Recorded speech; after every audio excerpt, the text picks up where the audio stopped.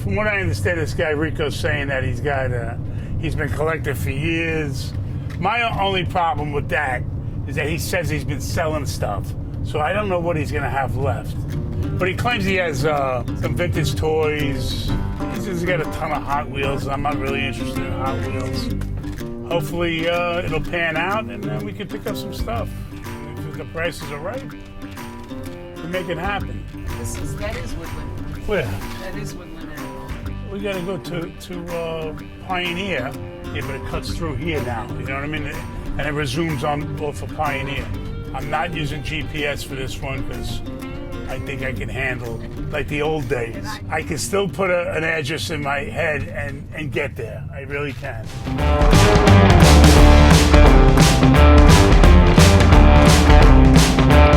Hey, Rico, I'm Rocco.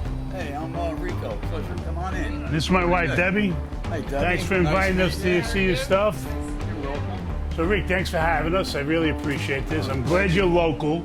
So just tell me, like, what were you into this kind of thing? Or? Well, what happened when my mom died, she left like a little treasure for us, all antique toys. I mean, this is the tail end of what's left over from it.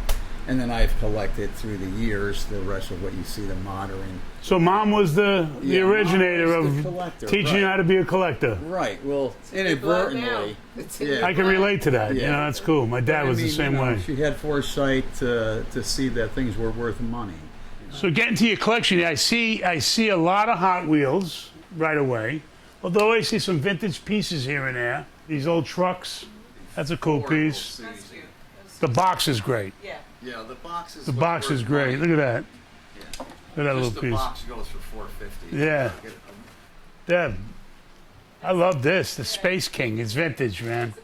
That's the kind of stuff I like in my store.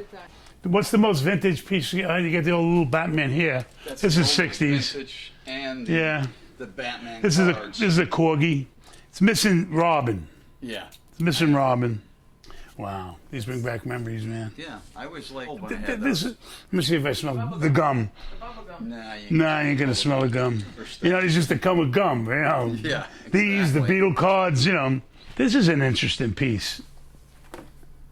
This is a Marks. This breaks down and stores in the stocks. Yes. So it's like the 22 survival rifle, but that's from 19. I don't want to touch it. Just break it down for me. See how that works. So there it is, right there, and then the box. And that's the piece. That's cool. Have you looked into this? Not yet. I mean, they're hard to find. They're a hard one to find. Yeah. There's not too many of them out there. I got to look into that.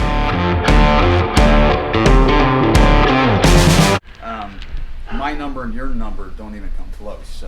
So what do you mean not even close? What's not even? Because the other day you were not even close. Well, I know the other day wasn't even close, but in my mind, with what I read and what it sells for. All right, let's go over a few pieces, just so you know. The Head Knocker bobblehead. They go in between 15 to 25. 15 to 20, 14 to 26. Right. Okay. Hot Wheels 2010 starter set. That's about $7. Okay, I'm better than you. I'm being generous. 12 to 18. And the Action Cape, is that this? Yeah. Yeah. The Action. $7 to $8. Yeah, it's $7 to $12. Yeah. This is the Tumbler. Right. That guy was 60 to 79. The 1960 Corgi, Missing Robin. Without Missing Robin, 15 to 45. The pewter Batman's $7 to $12. Yeah. The Darth Vader, 20 to 45.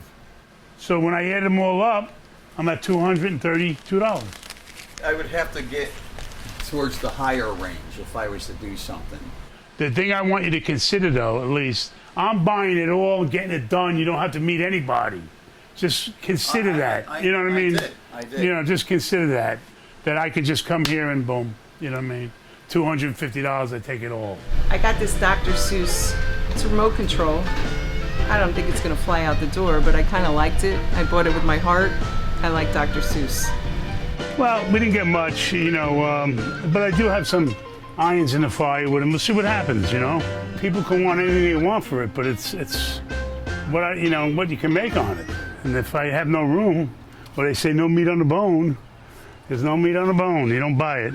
You make your money when you buy, not when you sell.